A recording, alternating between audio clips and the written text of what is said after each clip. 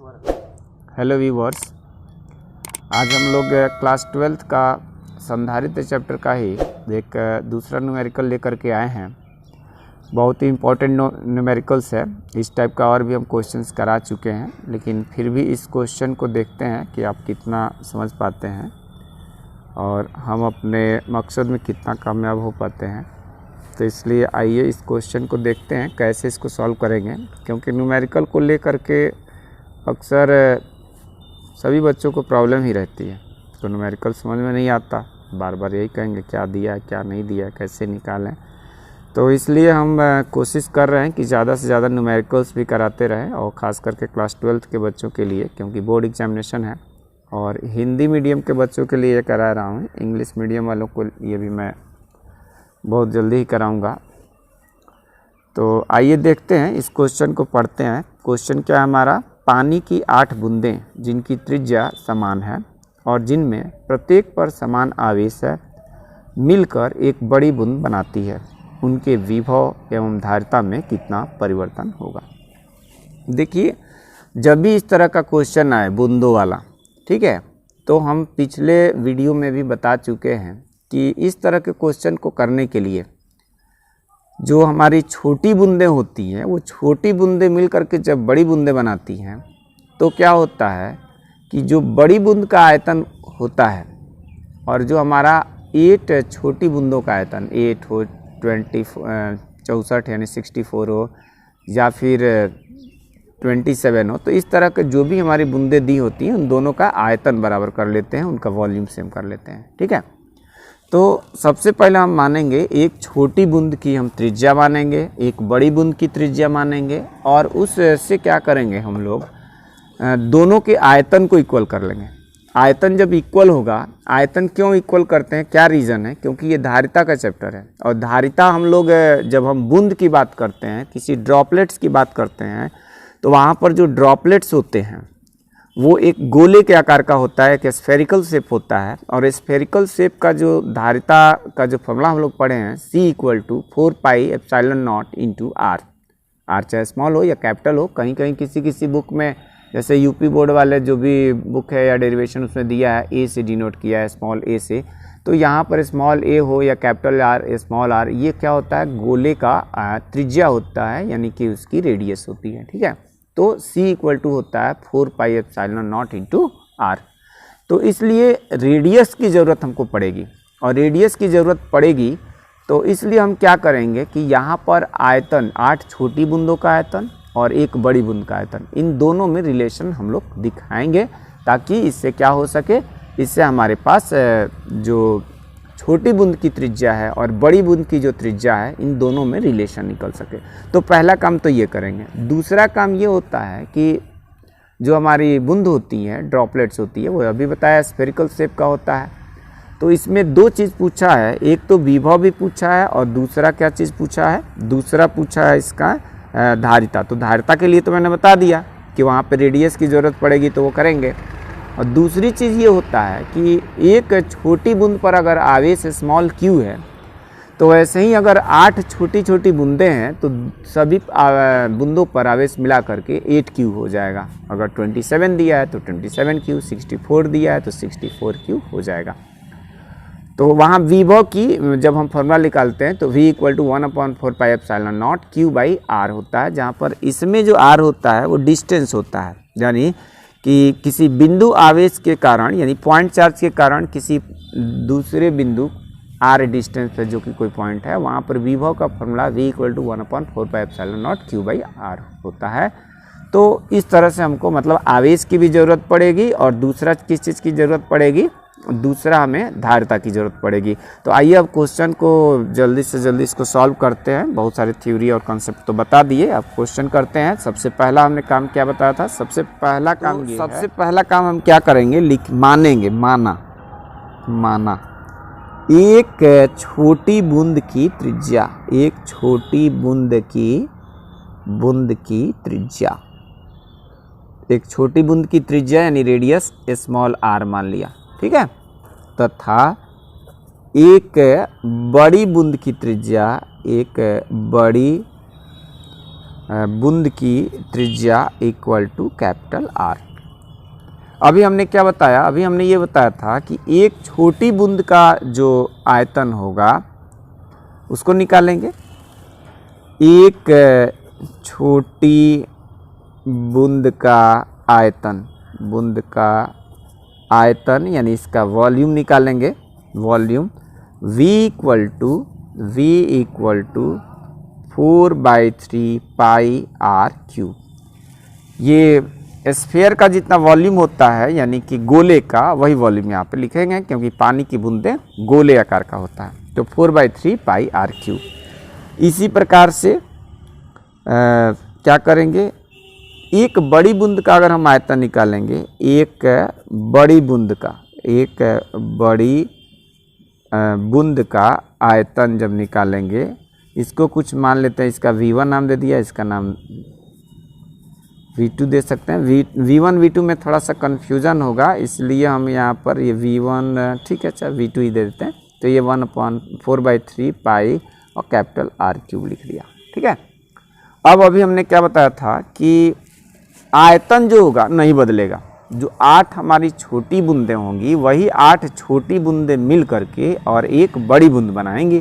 तो यहाँ लिखेंगे एक बड़ी बूंद का आयतन, मतलब आयतन यहाँ पे चूंकि आयतन हमारा क्या रहता है, आयतन या वॉल्यूम जो है आयतन नियत रहता है। क्या रहता है? नियत रहता है।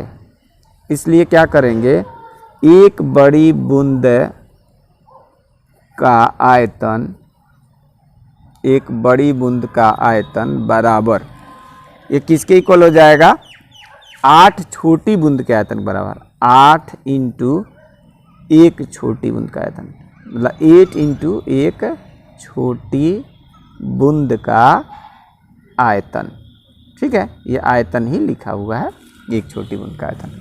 अब इसके बाद क्या करना है, अब इसके बाद करना ये है कि हम लोग ये वैल्यू रखते जाएंगे। एक बड़ी बूंद का आयतन हम लोगों ने कितना निकाला है, 4/3 pi capital R cube equal to, यहाँ पर 4/3 पाई R क्यूब। ये 4/3 से 4/3 कैंसिल हो गया, capital R cube equal to आ गया सॉरी यहाँ पे देखिए 8 छूट गया, 8 इंटू 4/3 पाई R क्यूब, तो ये आ जाएगा 8R क्यूब। 8R क्यूब को हम लोग क्या लिख सकते हैं, 8R क्यूब को हम लोग 2R का होल क्यूब लिख सकते हैं। ठीक है, और ये जो 2R का होल क्यूब लिखेंगे, अब इधर भी R का होल क्यूब है और राइट हैंड साइड में भी R का होल क्यूब है। तो दोनों साइड में होल क्यूब है तो दोनों तरफ हम क्यूब रूट ले लेंगे, यानी घनमूल ले लेंगे। जब घनमूल लिया जाएगा तो R इक्वल टू आ जाएगा 2R। तो ये हमारे पास क्या निकल के आ गया, एक बड़ी बूंद का त्रिज्या और एक छोटी बूंद की त्रिज्या में एक रिलेशन बन करके आ गया। अब क्या करना है, अब हम धारिता का जो फॉर्मूला जानते हैं उस धारिता के फॉर्मूला को यूज करेंगे। कौन सा फॉर्मूला जानते हैं, गोलीय चालक पर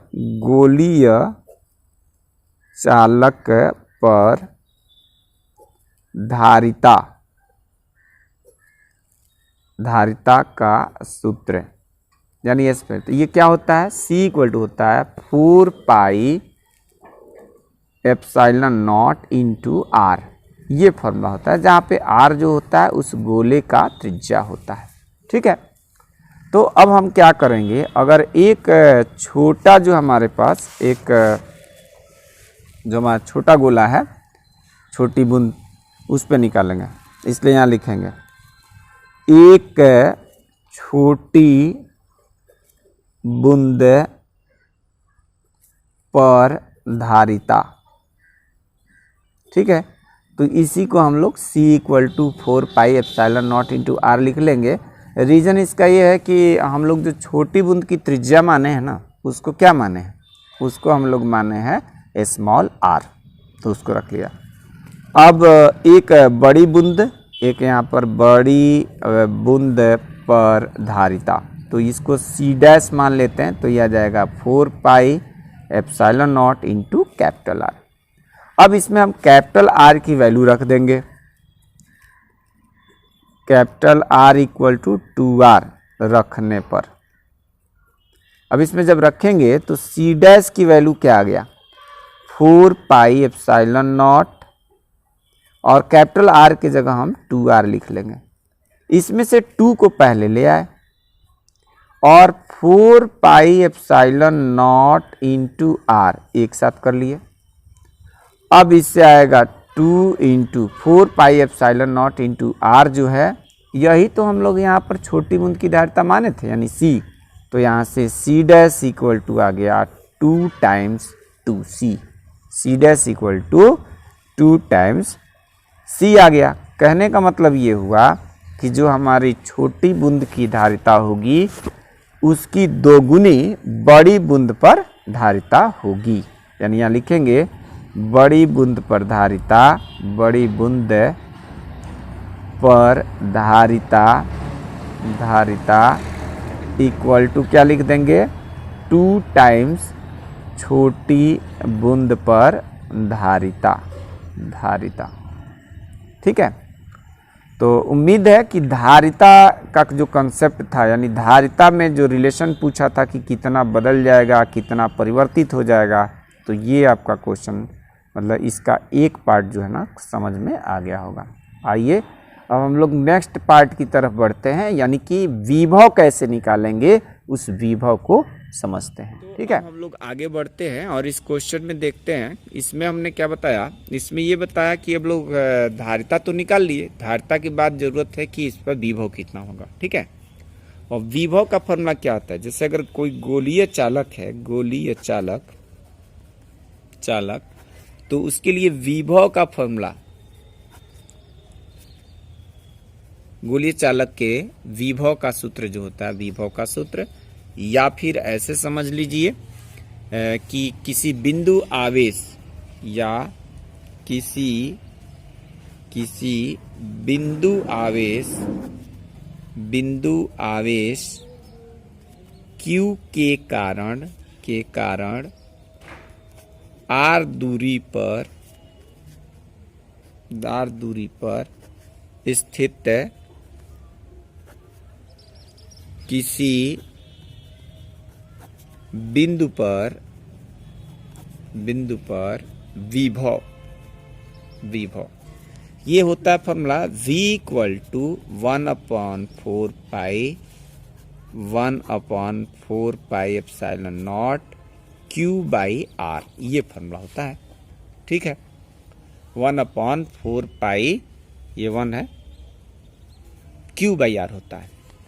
तो जब ये फॉर्मूला होता है तो हम लोग मानेंगे एक छोटी बूंद पर, माना एक छोटी बूंद यानी ड्रॉपलेट्स बूंद पर आवेश, एक छोटी बूंद पर आवेश मान लेंगे Q, तथा एक बड़ी बूंद पर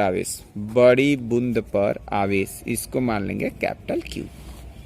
अब हम लोग यहाँ पर करेंगे क्या, यहाँ पर हम लोग करेंगे कि जैसे विभव के सूत्र में हम लोग देख पा रहे हैं कि क्या जरूरत पड़ता है, विभव के सूत्र में Q बाई R है। ठीक है, रेडियस में रिलेशन पहले से ही निकाल चुके हैं, आवेश में रिलेशन अब निकालना है। आवेश में रिलेशन कैसे निकलेगा, आवेश में रिलेशन के लिए हम लोग क्या फॉर्मूला जानते हैं कि एक जो छोटी बूंद होगी, एक छोटी बूंद, उस पर आवेश तो Q माना है, तो ऐसे ही अगर 8 छोटी बूंद है तो इन पर आवेश की जो वैल्यू हो जाएगी वो 8Q हो जाएगा। ठीक है, तो यहाँ पर हम लोग लिखेंगे कि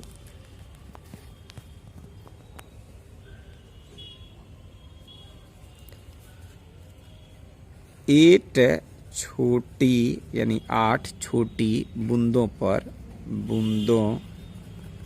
पर आवेश इक्वल टू हो जाएगा 8 इंटू स्मॉल Q।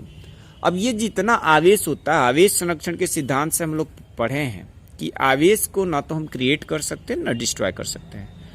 तो ये जो 8 छोटी बूंद पर जो आवेश है ना, यही आवेश बड़ी बूंद पर भी चला जाएगा। इसलिए हम लोग क्या करेंगे कि हम लोग 8 जो छोटी बूंदें लिखे हैं तो इस छोटी बूंद वाला जो है आवेश है वही बड़ी बूंद पर चला जाएगा। इसलिए यहाँ लिखेंगे कि एक बड़ी बूंद पर आवेश, एक बड़ी बूंद